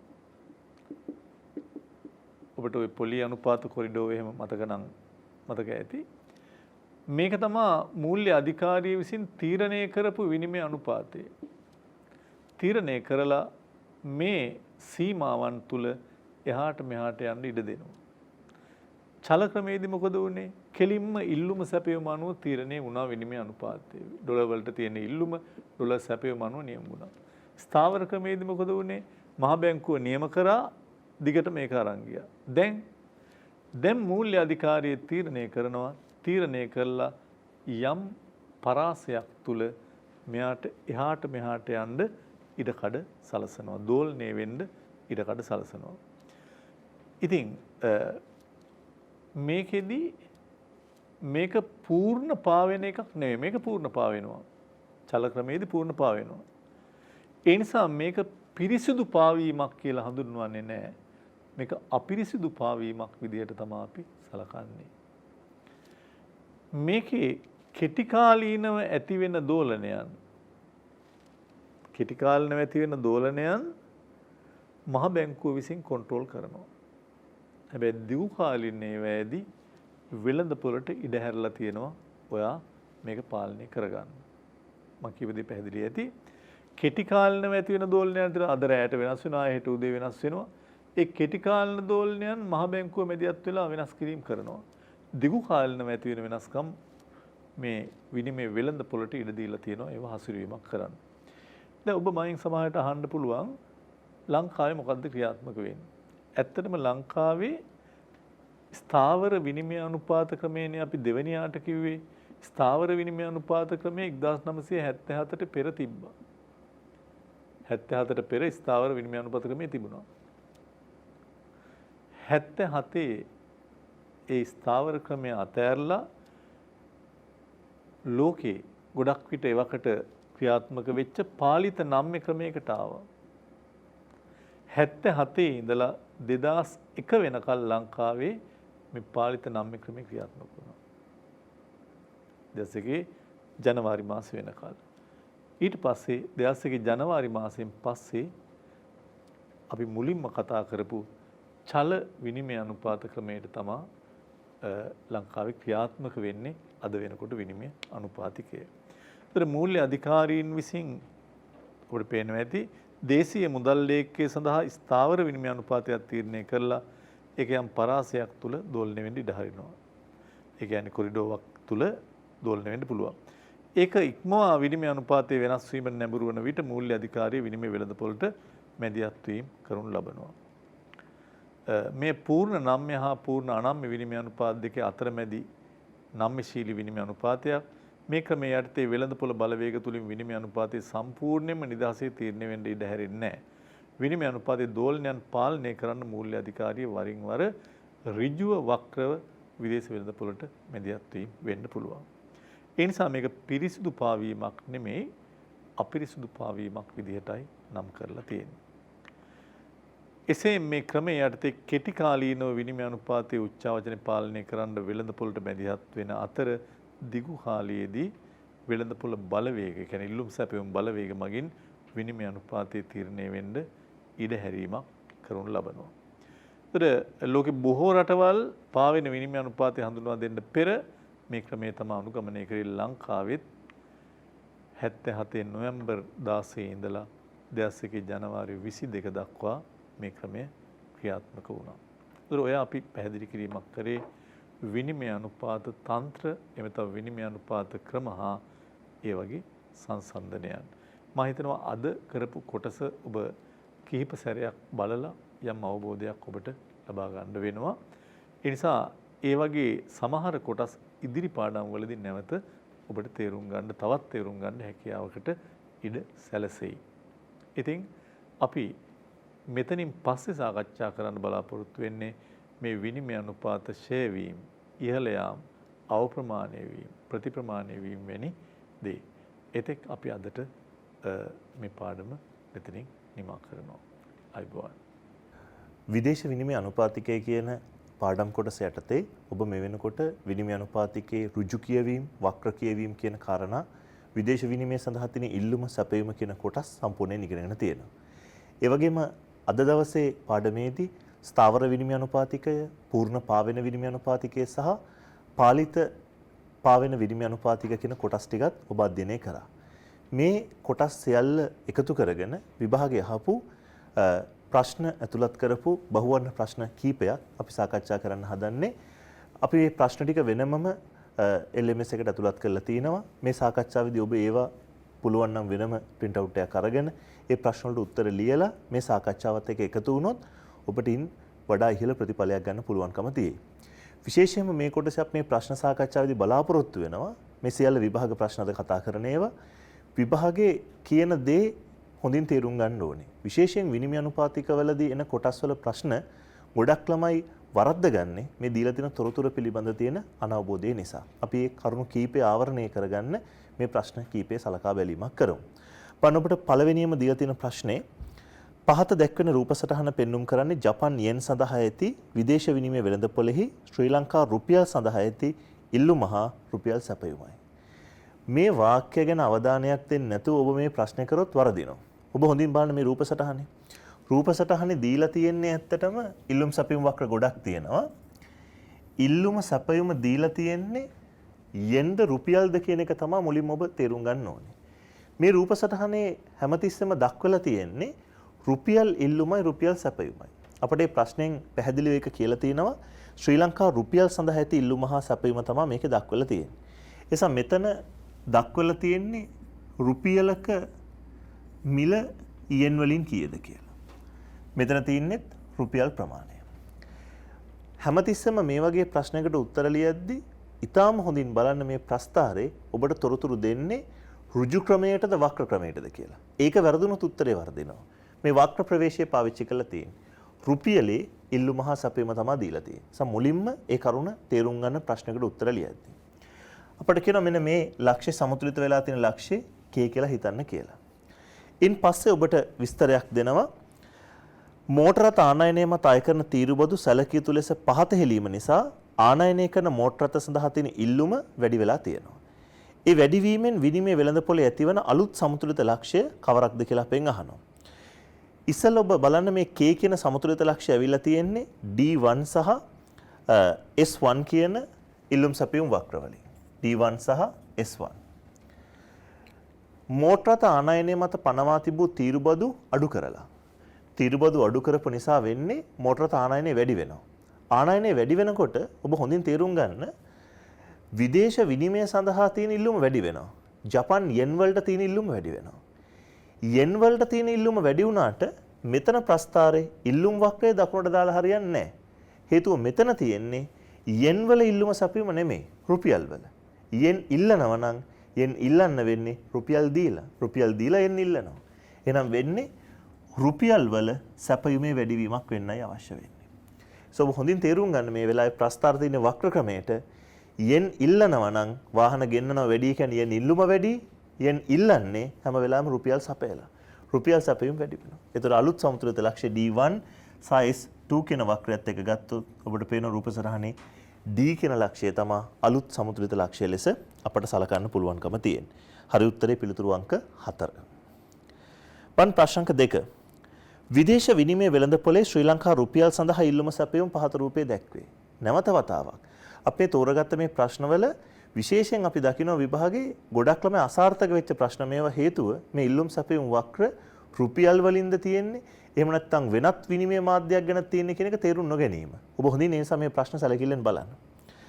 මේකේ අපට කියනවා සැපයුම් වක්‍ර S1 ඉඳලා S2 දක්වා විතන් වෙන්න බලපෑ හේතුවක් වන්නේ. අපි මේ විදිහටම ගත්තොත් මේ ප්‍රස්ථාරය දීලා තියෙන්නේ රුපියලක මිල. හැබැයි දැන් රුපියලක මිල ඇමරිකන් ඩොලර් වලින් තමයි ප්‍රකාශ කරන්නේ. ඒතර මෙතනත් මේ ප්‍රස්ථාර සටහනේ ඉල්ලුම කියලා තියෙන රුපියල් ඉල්ලුම සැපයුම කියලා තියෙන්නේ ඇත්තටම රුපියල් සැපයුම. S1 කියන වක්‍රය S2 දක්වා වෙනස් වෙලා තියෙනවා. S2 දක්වාව කියන දකුණු පැත්තට ඇවිල්ලා. ඒතර ඔබට පේනවා එහෙනම් වෙලා තියෙන්නේ රුපියලක ඩොලර් අගය රුපියලක බාහිර අගය ඉහළ ගිහලාද පහළ ගිහලාද මෙතන ඉඳලා මෙතනට ඇවිල්ලා රුපියලයේ අඩු වෙලා රුපියලයේ අඩු වෙනවා කියන්නේ ඩොලරයේ වැඩි වෙනවා කියන එක. එහෙනම් රුපියලයේ අඩු උනේ ඩොලරයේ වැඩි වෙච්ච නිසා. ඩොලරයේ වැඩි වෙන්නේ හේතුවක් අපි හොයමු. නැත්තම් මෙහෙමත් ඔබට මේක කියන්න පුළුවන්. දැන් මෙතන වෙලා තියෙන රුපියල් සැපයුම වැඩි වෙලා. රුපියල් සැපයුම වැඩි කරන්නේ හැම වෙලාවකම අපි රුපියල් සපයන්නේ රුපියල් දීලා ඩොලර්ස් ගන්න. එහෙනම් ඩොලරයට තියෙන ඉල්ලුම වැඩි වුණා කියන එක මේ පැත්තෙනුත් ඔබට හිතන්න පුළුවන්. රුපියල් සැපයුම් වැඩි කලේ ඩොලර් ඉල්ලුම් වැඩි කරන්නේ. මොකටද ඩොලර්ස්? ඩොලර් ඉල්ලන්නේ එක්ක සංචාරයකට යන්න, නැත්නම් ආනයනය කරන්න, ණය පොලී ගෙවන්න, විදේශ රටක ආයෝජනය කරන්න. මේ දේවල්. ඔබ බලන්න මේ පිළිතුරු. පළවෙනි එකේ තියෙනවා ශ්‍රී ලාංකිකයන් වැඩි වැඩියෙන් ඇමරිකා එක්සත් ජනපදයේ සංචාරයට යොමු වීම. ලාංකිකයෝ වැඩි වැඩියෙන් ඇමරිකාවේ සංචාරයට යනවා නම් ලංකාවේ අය ඩොලර් අරගෙන යන්න ඕනේ. ඩොලර් ඉල්ලනවා, ඩොලර් ඉල්ලන්නේ රුපියල් දීලා. එහෙනම් මේ සිද්ධියට ගලපෙනවා. ඩොලර් ඉල්ලුම වැඩි වෙන්නයි ඕනේ. ඇමරිකාවේ සංචාරයට ගියොත් තමයි තත්ත්වෙ වෙන්නේ. එහෙනම් පළවෙනි උත්තරේ හරි. ඔබ නිකමට බලන්න අනිත් උත්තර වර්ධින්න හේතුව. ඇමරිකානු සංචාරකයන් වැඩියෙන් ලංකාවට එනවා. එහෙමනම් ඇත්තටම වෙන්නේ ඔවුන් ඩොලර් සපයලා රුපියල් ඉල්ලනවා. එහෙනම් රුපියල් ඉල්ලුමයි වැඩි වෙන්න ඕනේ. මෙතන ඒක වෙලා නැහැ. තුන්වෙනි කාරණාව කියන්නේ ඇමරිකා එක්සත් ජනපදයට කරන අපනයන ඉහළ ගිහිල්ලා. අපනයන වැඩි වුණා නම් ඒත් වෙන්නේ ඩොලර් සැපයුම් වැඩි වෙනවා. ඩොලර් සැපයුම් වැඩි වෙනවා කියන්නේ රුපියල් ඉල්ලුමයි වැඩි වෙන්නේ. නමුත් ඒක වෙලා නැහැ. එස මේ හැම උත්තරයකම ඔබට ඒක හොඳින් තර්ක කරලා ඉගෙන ගන්න පුළුවන්. වැදගත්ම දේ ඔබට අවබෝධය තියෙන්න ඕනේ රුපියල් සැපයුම වැඩි වෙන්නේ ඩොලර් වලට තියෙන ඉල්ලුම වැඩි වුණා. අනිත් පැත්තෙන් මේ තියෙන රුපියල් ඉල්ලුම. රුපියල් ඉල්ලුම වැඩි වෙනවා නම් ඒ කියන්නේ ඩොලරේ සැපයුම වැඩිවීමක් වෙනවා. ඒව අතර තියෙන අන්තර් සම්බන්ධය හරියටම තේරුම් ගන්න මේ බහුවර්ණ ප්‍රශ්න සාකච්ඡාවේදී ඒක ඉතා වැදගත්. ඒතර මේකේ හරි උත්තරේ අංක 1. ප්‍රශ්න අංක 3. ඇමරිකන් ඩොලරයට සාපේක්ෂව ශ්‍රී ලංකා රුපියලේ වටිනකම 112 ඉඳලා 108 දක්වා වෙනස් වෙලා තියෙනවා. ඉස්සෙල්ලා මේ උත්තර වලට යන කලින් මම ඔබෙන් අහුවොත් ඩොලරයක් රුපියල් 112යි. මේක ඩොලරයක් රුපියල් 108 දක්වා වෙනස් වෙලා. ඒකේ තේරුම රුපියලක් ඉස්සර ඩොලර් 112න් එකයි දැන් රුපියලක් ඩොලර් 108න් එකයි. ඔබ දන්නවා මේ යගේ පරස්පරය තමයි වක්‍ර කියවීමද අපි කරන්නේ. මේ තියෙන ඍජු කියවීම, මේ තියෙන වක්‍ර කියවීම. දැන් වෙලා තියෙන්නේ ඇත්තටම ඩොලරයගේ අඩු වෙලා රුපියලයගේ වැඩි වෙලා. 112න් එකට වඩා විශාල 108න් එක. රුපියලයගේ ඉහළ ගිහිල්ලා. එහෙනම් මේ සිද්ධිය වෙලා තියෙන්නේ රුපියලේ ඩොලර් අගය ඉහළ ගිහිල්ලා තියෙනවා. ඉතින් අපෙන් අහන්නේ මේ තත්වයට එක්කලා අනුකූල වෙන්නේ මොන ප්‍රකාශයද කියලා. ශ්‍රී ලංකාව විසින් ඇමරිකා එක්සත් ජනපදයට කරන අපනයනවල මිල අඩු වෙලා. ඔබ හොඳින් බලන්න. අපනයනවල මිල අඩු වෙලා. රුපියලක භාණ්ඩයක් ඉස්සර ඇමරිකානුවෙක් ගත්තේ ඩොලර් 112න් එකකට. දැන් ගන්න වෙන්නේ 108න් එකකට. එහෙනම් අපනයනයේ මිල අඩු වෙලා නෙමෙයි තියෙන්නේ මොකක්ද? වැඩිවීමක් වෙලා. ඒක වැරදි. ඇමරිකා එක්සත් ජනපදයෙන් ගෙන්වන ආනයන පෙරට වඩා මිල අධික වෙලා. ඉස්සර ඇමරිකාවෙන් ඩොලරයක භාණ්ඩයක් ගෙන්නන්න ගිය 112යි. දැන් මිල අධික වෙලා නැහැ. දැන් යන රුපියල් කීයද? 108යි. ඔබ හරියට තර්ක කරන්න පුරුදු වුණොත් මේක තරම්වත් සංකීර්ණ නැහැ. ඒකත් වැරදි. ඒ වගේම තුන්වෙනි කොටස එක්සත් ජනපද ඩොලරයට සාපේක්ෂව රුපියල ෂේ වෙලා. මම ඉතින් පැහැදිලිව කිව්වා රුපියල ෂේ වෙලා නැහැ. රුපියලයේ ඉහළ යාමක් තියෙනවා. ශ්‍රී ලංකා රුපියලට සාපේක්ෂව ඩොලරයේ ඉහළ නෙමෙයි ගිහලා තියෙන පහළ. හරි උත්තර එහෙනම් අංක 5. ඇමරිකා එක්සත් ජනපදයට යන ශ්‍රී ලාංකික සංචාරකයන්ට පෙරට වඩා වාසියක් තියෙනවා. එයි ඇමරිකාවට යන ශ්‍රී ලාංකික සංචාරකයන්ට පෙරට වඩා වාසිය කියන්නේ ඉස්සර අපි ඇමරිකාවට යද්දි ඩොලරයක් ගන්න 112ක් ගෙවනවා. දැන් ගෙවන්න ඕනේ ඩොලරයක් ගන්න රුපියල් කීයද? 108යි. ඒ නිසා ඇමරිකාවේ සංචාරය මේ වෙලාවේ ශ්‍රී ලාංකිකයන්ට වඩා වාසිදායකයි. ඊට පස්සේ ප්‍රශ්න අංක 4. මේ විදිහම ප්‍රශ්නයක් හැබැයි උත්තරේ තියෙන කරුණු වල වෙනසක් තියෙනවා. ඩොලරය හා රුපියල අතර නාමික විනිමය අනුපාතිකය ඩොලර් එකක් 110 ඉඳලා 135ට වෙනස් වෙලා. මේ අගයන් වෙනස්නේ. ඩොලර් එකේ අගය 110 ඉඳලා 135 වෙලා.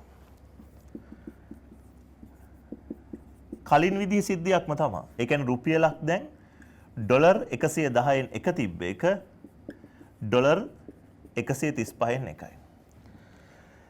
දැන් මේ තියෙන ඍජු කියවීම මේ තියෙන වක්‍ර කියවීම. ඔබට මේක හොඳට පුරුදු වෙනකන් ගානක් ආවම මෙහෙම ලියන්න. ඍජු වක්‍ර කියවීම. ඩොලරයගේ රුපියලයගේ. මෙතන මොකද වෙලා තියෙන්නේ? ඉස්සර රුපියලක් වටින්නේ ඩොලර් 110න් එකයි. දැන් වටින්නේ කීයද? 135න් එකයි. ඒ කියන්නේ ඇත්තටම රුපියලයගේ තිබ්බට වඩා මොකක් වෙලාද? අඩු වෙලා. කලින් අපි කරපු ගානේ අනිත් පැත්ත තියෙන්නේ. මේ වෙලාවේ රුපියලේ ඩොලර් අගය අඩු වෙලා. අනිත් පැත්තෙන් ඩොලරේ රුපියල් අගය මොකද වෙලා තියෙන්නේ? වැඩි වෙලා. මේ කියවීම දෙක කොහොමත් පරස්පරව යන්නේ. ඩොලරේ අගය වැඩි වෙනවා කියන්නේ රුපියලේ අගය අඩු වෙනවා කියන එක. එහෙනම් අපෙන් අහනවා මෙතනදී මේ තත්වයේ තුල වෙලා තියෙන දේ. පළවෙනි උත්තරේ කියන රුපියලේ අගය ඉහළ ගිහිල්ලා ඩොලරේ අගය ෂේ වෙලා. ඒ කියන්නේ පැත්ත. රුපියල ෂේ වෙලා ඩොලරේ ඉහළ ගිහිල්ලා. අංක 2. ඇමරිකානුවන්ට ශ්‍රී ලංකාවේ භාණ්ඩ මිල අඩු වන අතර ශ්‍රී ලංකාවෙන් ඇමරිකාවට ආනයනය කරන ප්‍රමාණය වැඩි වෙනවා ඇත. අපි ඉතලා පළවෙනි කොටස ගමු. ඇමරිකානුවෙක්ට ලංකාවේ භාණ්ඩ මිල අඩුයි. බණ ඒක හරිද කියලා? ඇමරිකානුවෙක් ඉස්සර රුපියලක භාණ්ඩයක් ගන්න ගෙව්වට වඩා දැන් රුපියලක භාණ්ඩයක් ගන්න ගෙවන ගාන අඩු වෙලා තියෙනවා. එහෙනම් ඇමරිකානුවන්ට ලංකාවේ භාණ්ඩ මිල අඩු වෙලා. ඒක හරියටම හරි. තව කොටසක් තියෙනවා හැබැයි. ශ්‍රී ලංකාවෙන් ඇමරිකාවට ආනයනය කරන ප්‍රමාණය වැඩි. එහෙනම් ඇමරිකාව ලංකාවෙන් ගෙන්න ගන්න භාණ්ඩ මොකද වෙන්නේ? වැඩි වෙනවා. ඒකයි මේ කියන්නේ. දැන් ඇමරිකානුවන්ට අපේ භාණ්ඩ ලාභ නිසා මෙහෙන් සෑහෙන භාණ්ඩ ගන්නවා. ඉතින් ඇමරිකාව ආනයනය කිරීමක් කරන්නේ අපි අපනයනය කිරීමක් කරන්නේ. ඒ හරි උත්තරේ අංක 2. ඊට පස්වෙනි ප්‍රශ්න ඔබෙන් අහනවා ස්ථාවර විනිමය අනුපාතිකයක් තියෙන රටක එම රටේ වෙළඳ පාර්ශවකරුවන්ට සාපේක්ෂව උද්දමන ඉහළ යනවා. එහි ප්‍රතිඵලයක් වශයෙන් අපනයන ආනයන වලට මොකක්ද වෙන්න පුළුවන් කියලා. හොඳයි. ඔබ හිතන්න තමන්ගේ වෙළඳ පාර්ශවකරුවන්ට සාපේක්ෂව උද්දමන ඉහළ යනවා. ඒතකොට රටේ උද්දමන ඉහළ ගියොත් අනෙත් අයට සාපේක්ෂව අපෙන් අහන්නේ ඒක අපනයන වලට බලපාන්නේ කොහොමද? ආනයන වලට බලපාන්නේ කොහොමද කියලා. ඒ ඔබ හිතන්න අපි මේ රට ලංකාව කියලා හිතමු. ලංකාවේ උද්දමනය අනෙක් රටවලට සාපේක්ෂව ඉහළ ගියාම ලාංකිකයන්ට රට ඇතුලේ බඩු මිල වැඩි දැන්. ඒ නිසා ලාංකිකයෝ උත්සාහ කරනවා විදේශයන්ගෙන් පුළුවන් තරම් භාණ්ඩ ගේන්න. ප්‍රතිඵලය වෙන්නේ ආනයන මොකක් වෙනවද? ඉහළ යනවා. අනික් පැත්තෙන් ඔබ තේරුම් ගන්න ඕනේ අපේ රටේ උද්දමනයත් එක්කලා බඩු මිල වැඩි. බඩු මිල වැඩි වුණාම විදේශිකයෝ අපෙන් භාණ්ඩ ගන්න එක එන්න අඩු කරනවා. අපෙන් භාණ්ඩ ගන්න එක අඩු කරනවා කියන්නේ අපනයනවල අඩුවක් වෙන්න ඕනේ. එහෙනම් උද්දමනය නිසා ආනයන වැඩි වෙනවා. හැබැයි අපනයන අඩුවීමක් වෙන්න ඕන. බලන්න හරි උත්තරේ ආනයන වැඩි වේ අපනයන අඩු වේ කියන පිළිතුර අංක 3 ඔබට තෝරගන්න පුළුවන්. ප්‍රශ්න අංක 6 විදේශ විනිමය වෙළඳපොළෙහි ශ්‍රී ලංකා රුපියල් සඳහා ඉල්ලුම ව්‍යුත්පන්න වන්නේ. දැන් අද අපි මේ කතා කරපු සිද්ධිය තුලේ ඔබට මේ රුපියලේ ඉල්ලුම කියන එක හොඳින්ම තේරුණා. ලංකාවේ රුපියලේ ඉල්ලුම ව්‍යුත්පන්න කරන ආකාරය අහන්නේ. රුපියලට තියෙන ඉල්ලුම. ඔබ හොඳින් හිතන්න. රුපියල් ඉල්ලන්නේ කවුද? නේවාසිකයෝ ධනේවාසිකයෝ. රුපියල් ඉල්ලන්නේ රුපියල් නැති අය අනේවාසිකයෝ. අනේවාසිකයෝ රුපියල් ඉල්ලන්නේ ඇයි? අපි ඒකයි තර්ක කරන්න ඕනේ. අනේවාසිකයෝ රුපියල් ඉල්ලන්නේ එකක් අපෙන් බහන්න ගන්න. ඒ කියන්නේ අපනයන වලට. එහෙම නැත්නම් අපේ රටට සංචාරයට එන්න. එහෙම නැත්නම් අපි කියන විශේෂයෙන් අපේ රටේ ආයෝජනය කරන්න. ප්‍රාග්ධනය අරන් එන්න. එවැනි දේවල් සඳහා තමයි රුපියල් ඉල්ලන්න ඕනේ. ලංකාවට ඔවුන්ට ආයෝජනයකට එනවන, ඔවුන් ලංකාවේ සංචාරයට එනවන, ඔවුන් ලංකාවේ බහන්න ගන්නවන, ඔවුන්ට අන්න රුපියල් ඕනේ. නිසා ලංකාවේ රුපියලේ ඉල්ලුම අපට ව්‍යුත්පන්න කරන්න පුළුවන් විදිය මේකේ කොටස් දෙකක් විදිහට අහනවා. ඒතර අපිට ගන්න තියෙන එකක් අනිවාර්යෙන් අපනයන. අනිත් එක හරියට බලන්න එකම විදිය වචන ගොඩක් තියෙනවා. ශ්‍රී ලංකාවෙන් පිටතට ගලා යන ප්‍රාග්ධන ප්‍රවාහ, ශ්‍රී ලංකාවට පිටතින් ගලා එන ප්‍රාග්ධන ප්‍රවාහ. ලංකාවට ගලා එන ප්‍රාග්ධන ප්‍රවාහ වෙනුවෙන් තමයි රුපියල් ඉල්ලන්නේ. විදේශිකයෝ ලංකාවට ප්‍රාග්ධනය අරගෙන එනවා. නිසා හරි උත්තරේ වෙන්න ඕනේ අංක 2. ප්‍රශ්න අංක 7. අනිකුත් කරුණු නොවෙනස්ව තියෙද්දී අපගේ දේශීය මුදල් ඒකකයේ බාහිර අගය වැඩිවීමක්. මෙතන අපගේ කියන අපි රුපියලේ කියලා ගමුකෝ. අනෙක් කරුණු වෙනස් වෙන්නේ නැතුව රුපියලේ අගය ඉහළ යනවා. ඔබ හිතන්න මෙහෙම. ඩොලරයක් රුපියල් 100ට තිබ්බා. ඒ කියන්නේ රුපියලක් ඩොලර් 100න් එකයි. දැන් අපේ මුදලේ අගය ඉහළ යනවා. අපේ මුදලේ අගය ඉහළ යනවා කියලා කියන්නේ අපි හිතමු දැන් රුපියලක් ඩොලර් 80න් එකයි. එහෙනම් ඩොලරයක් රුපියල් 80යි. දැන් ඩොලරේ අගය අඩු වෙලා ඇත්තටම 100ට තිබ්බ එක 80යි. හැබැයි රුපියලේ අගය ඉස්සර 100න් එකයි දැන් 80න් එකයි. ඔන්න රුපියලේ අගය වැඩි වෙලා. ඒතර අපෙන් අහන්නේ මේ තත්වයේ තුල මේ බාහිර අගය වැඩිවීම තුල මොකද වෙන්නේ? පළවෙනි එක අපෙන් අහනවා ආනයන භාණ්ඩවල දේශීය මිල. දැන් ඔබ හිතන්න. අපි ඉස්සර ඩොලර් එකක භාණ්ඩ ආනයනය කළොත් ඒකේ ගාණ දේශීය වශයෙන් කිව්වොත් රුපියල් කීයද? 100යි. දැන් මේ භාණ්ඩය ආනයනය කළොත් ඒකේ දේශීය මිල කීයද තියෙන්නේ? 80යි.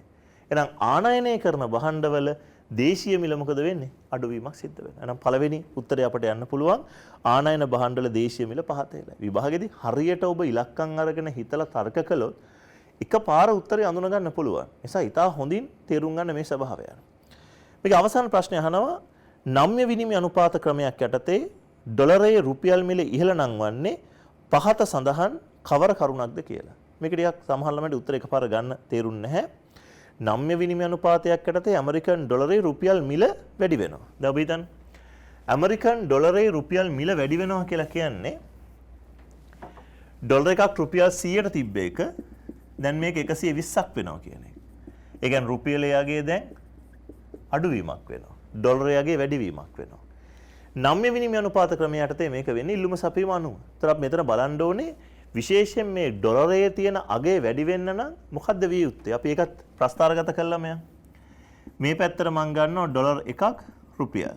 මේ පැත්තේ ඩොලර්ස්. මෙන්න ඉල්ලුම මෙන්න සැපයුම. දැන් අපි තුමු තිබ්බේ 100යි.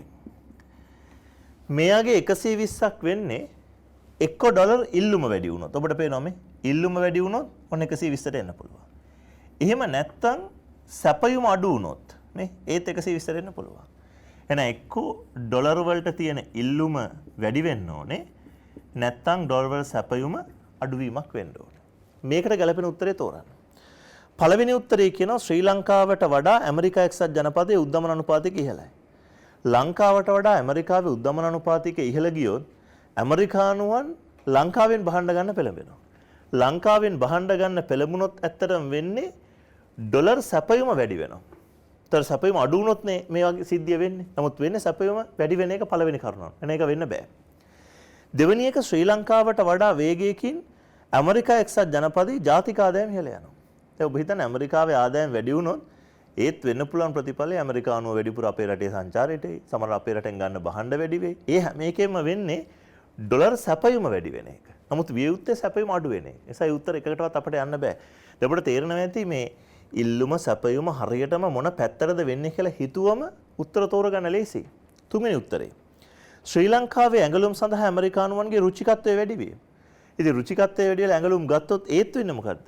ඩොලර් සැපයුම් වැඩි වෙනවා. ඒතර මේ සිද්ධිය වෙන්නේ නැහැ. සිද්ධිය තමයි ඩොලරේ රුපියල් වගේ වැඩි වෙන්න ඕනේ. නමුත් ඒක වෙන්නේ නැහැ ඔය එකකින්වත්. අංක 4 ඇමරිකා එක්සත් ජනපදයේ සිට ශ්‍රී ලංකාවට ගලා එන ආනයන ප්‍රමාණය සැලකිය යුතු ලෙස අඩු වීම. ආනයන අඩු වුණොත් මොකද වෙන්නේ? ආනයන අඩු වෙනවා කියන්නේ ඩොලර් සඳහා තියෙන ඉල්ලුම අඩු වෙනවා කියන එක. නමුත් වියුත්තේ ඔබ දැක්ක මුලදීම මං කෝ ඩොලර් ඉල්ලුම වැඩි වෙන එක. හැබැයි මේකෙන් වෙන්නේ ඉල්ලුම අඩු වෙන එක. එනයි උත්තර 4ම වැරදි. එහෙනම් අනිවාර්යයෙන්ම උත්තරය අංක 5. ශ්‍රී ලංකාවට වඩා ඇමරිකා එක්සත් ජනපදයේ මූර්ත පොලි අනුපාතික ඉහළ යාම. විභාගෙදි ගොඩක් ළමයි අර 4ම වැරදි මේක හරි කියලා ගත්ත මිසක් මේ කතාව තේරුම් ගත්තේ නැහැ. ශ්‍රී ලංකාවට වඩා ඇමරිකාවේ මූර්ත පොලි අනුපාතික ඉහළ යාම. කොහොමද මූර්ත පොලි අනුපාතිකය එන්නේ? මූර්ත පොලි අනුපාතිකය අපි හදන්නේ නාමික පොලි අනුපාතිකයට එකෙන් අඩු කරනවා රටේ උද්දමන අනුපාතිකය. ඒතර ඇමරිකාවේ මූර්ත පොලි අනුපාතිකය අඩු වෙලා කියලා කියන්නේ. ඇමරිකාවේ මූර්ත පොලි අනුපාතිකය ඉහළ ගිහිලා කියලා කියන්නේ. මූර්ත පොලි අනුපාතිකයේ ඉහළ යන්නේ ඇත්තටම අපි නාමික පොලි අනුපාතිකයේ නොවෙනස්ව තියෙනවා කියලා හිතුවොත් මේ සිද්ධිය ඇතුලේ උද්දමන අනුපාතිකයේ පහළ යන නිසා. දැන් හිතන්න මෙතන 10% තිබිලා මෙතන 6 තිබ්බොත් මෙතනට එන්නේ 4යි. මෙයා 10ම තියෙද්දි මෙයා 4 වුණොත් 10න් 4ක් අඩු කරාම මෙතනට එන්නේ 6යි. මූර්ත පොලිය වැඩි වෙනවා. එහෙනම් මූර්ත පොලිය ඉහළ යනවා නම් ඇමරිකාවේ උද්දමන අනුපාතය අඩු වෙන්න ඕනේ. එහෙනම් ඇමරිකාවේ උද්දමනයේ සාපේක්ෂව අඩු නම් අපි ඇමරිකාවෙන් බහන්ඩ ඉල්ලන එක වැඩි වෙනවා. බහන්ඩ ආනයනය කරන එක වැඩි වෙනවා. ආනයනය වැඩි වෙනවා කියන්නේ ඇත්තටම ඩොලරය සඳහා තියෙන ඉල්ලුම් වැඩි වෙනවා. මොකද ඇමරිකාවෙන් බහන්ඩ ගන්න අපි ඩොලර්ස් ඉල්ලන්න ඕනේ. රුපියල් දීලා ඩොලර්ස් ගන්න ඕනේ. ඩොලර්ස් ඉල්ලන්න ඩොලරයේ රුපියල් අගය ඉහළ යාමක් සිද්ධ වෙනවා. ඒ නිසායි පස්වෙනි උත්තරයට අපිට යන්න පුළුවන්කම තියෙන්නේ. මම හිතනවා ඔබට තේරෙනවා ඇති මේ MCQ ප්‍රශ්න කීපයක් අපි තෝරගත්තේ.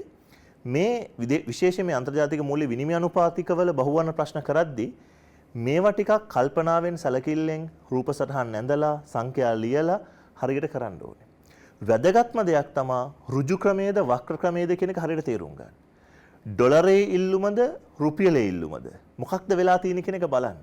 ඒ කරුණ පැහැදිලි කරගෙන ඔබ හරි උත්තර තෝරන්න ගත්තොත් ඔබට ඊටාම හොඳින් විභාගේ ලකුණු ගන්න පුළුවන් වෙයි.